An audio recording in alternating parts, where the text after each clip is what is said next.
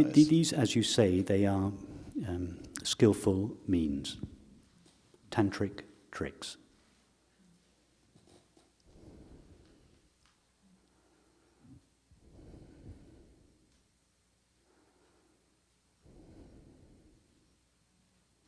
If you read the Vijnana Bhairava Tantra in the Kashmiri Shaivite approach, it's full of such skillful means, and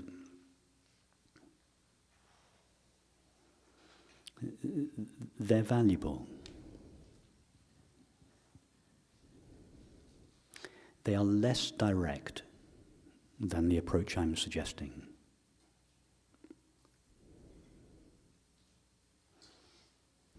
Being aware of being aware is the most direct approach.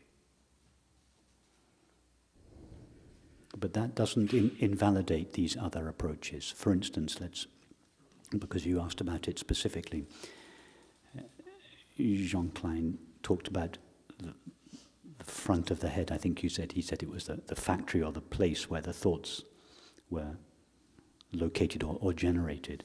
And if you were now to give your attention to the experience of the front of the head, we would feel that it's a place that's rich in sensations. There's a lot of content there.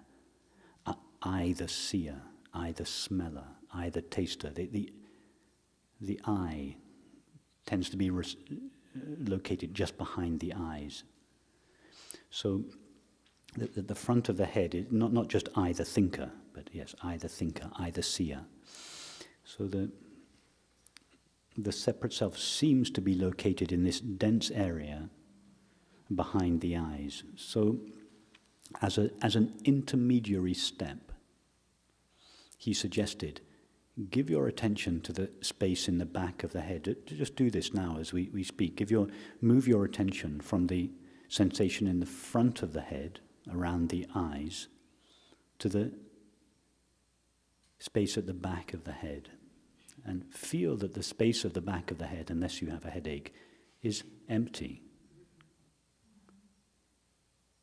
Can you even feel the back of the head?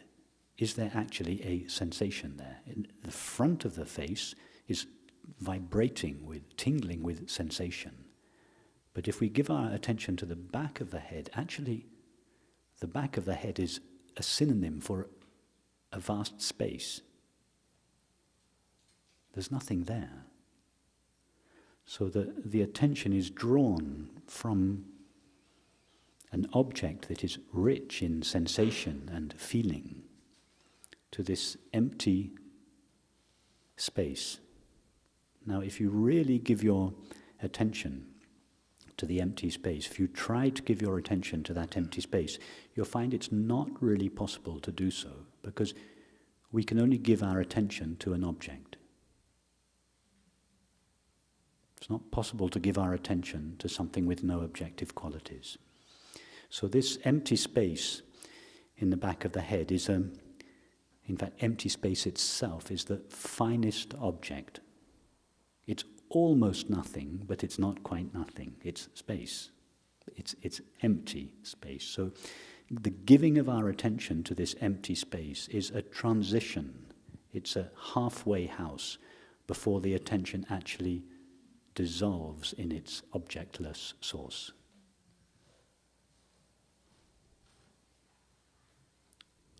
So it's a skillful means that is given to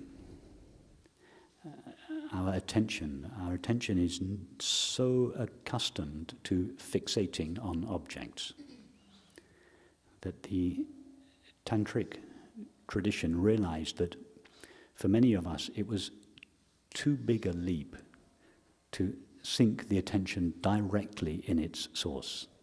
So it said, okay, I'm going to give you an empty object to focus on. For instance, give your attention to the space between the breaths.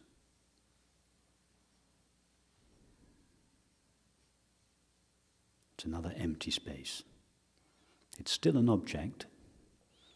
It's still located in time and space, but it's an empty object.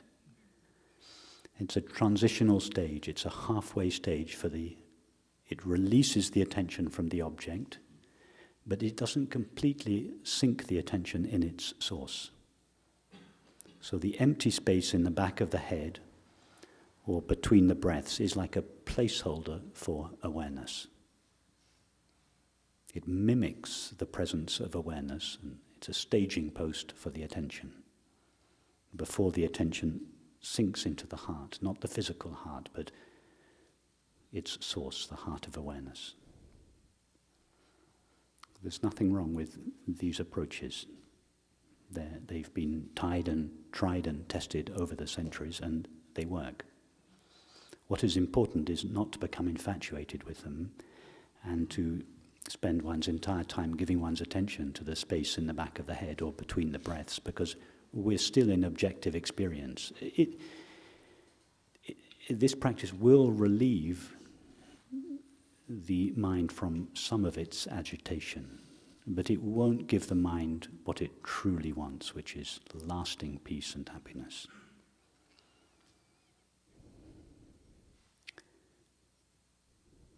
That is why Ramana Maharshi's contribution to the spiritual tradition in the 20th century was such a complete renaissance. He didn't discover the direct path, but he brought it out of oblivion.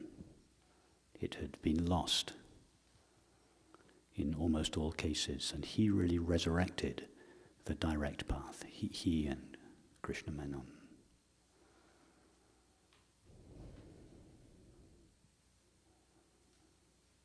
And renewed this direct means, sinking the mind into the heart, which is being aware of being aware. Awareness, aware of awareness. So there's no object for awareness to go to. Awareness only needs to leave itself in order to come in contact with an object. But in order to know itself, it stays at home.